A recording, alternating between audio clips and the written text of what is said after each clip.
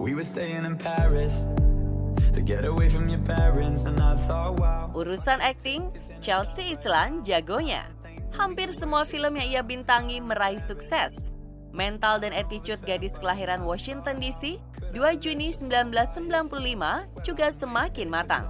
Sedikit waktu lagi, ia akan masuk dalam jajaran artis papan atas. Namun berada satu panggung dengan Sri Mulyani, Menteri Keuangan, Chelsea jiper juga. Momen ini tersaji saat kedua wanita hebat ini menjadi pengisi acara dalam rangka Hari Kartini. Chelsea dan Bu Menteri didaulat membaca puisi.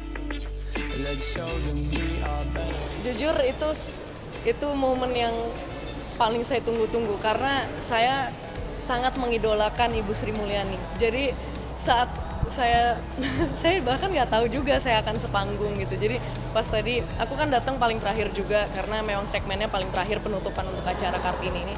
Jadi pas dibilang iya kamu akan sepanggung dengan Ibu Sri Mulyani, wah itu saya sangat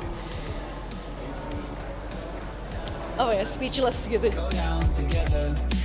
Bisa sepanggung dengan salah satu wanita yang diidolai membuat Chelsea senang bukan kepalang.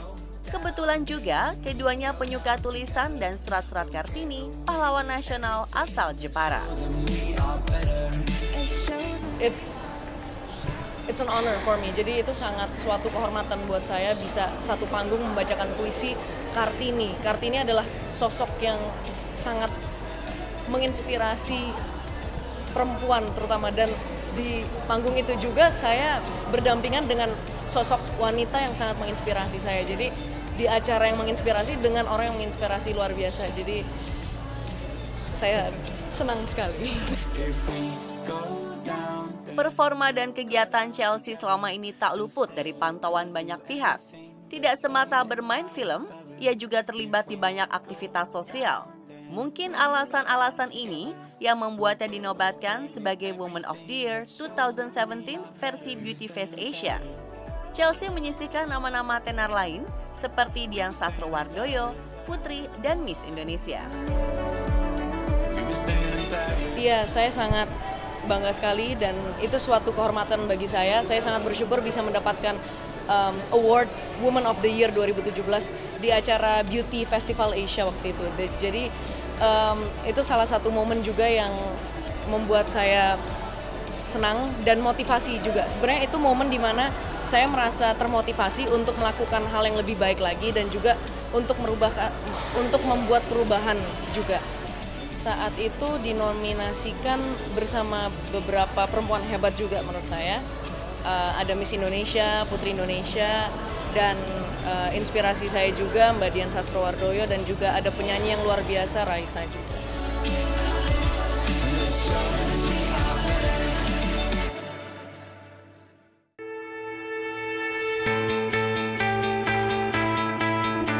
Daun muda lain yang menjadi pusat perhatian adalah Maudy Ayunda.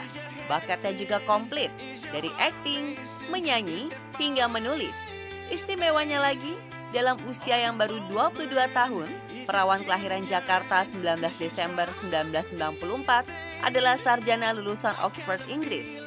Namun serupa Chelsea, aktivis kesetaraan gender dan anti perdagangan manusia mengakui jasa besar R.A. Kartini. Perjuangan yang dilakukan Kartini 2 abad lampau memberinya banyak inspirasi. Sosok Kartini itu sangat inspiring dan dia bukan hanya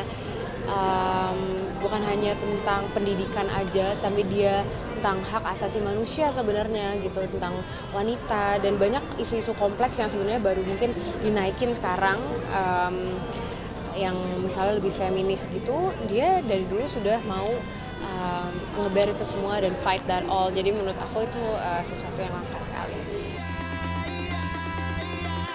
Tidak sekedar mengetahui, Maudy juga sudah membaca kisah hidup pahlawan emansipasi wanita secara lengkap. Maka wajar jika hatinya bergetar saat ditunjuk menjadi salah satu pembaca isi surat-surat Kartini dalam peringatan Hari Kartini. Membayangkan betapa berat derita batin sang pahlawan demi tegaknya martabat perempuan. Itu dekat sama aku, ada satu kata dia bilang, jangan sekali-kali orang berkata, nah begitulah jadinya perempuan kalau belajar pendidikan Eropa gitu. Jadi bahwa dia sangat kesal akan persepsi bahwa kalau orang-orang belajar pendidikan Eropa atau Western gitu, bahwa mereka akan misalnya tidak sopan atau akan genit atau tidak akan kejawa-jawaan gitu. Dia sangat frustrasi dengan konsep itu, dan tentunya mungkin karena aku kuliah di luar negeri gitu ya, mungkin aku sempat juga mengalami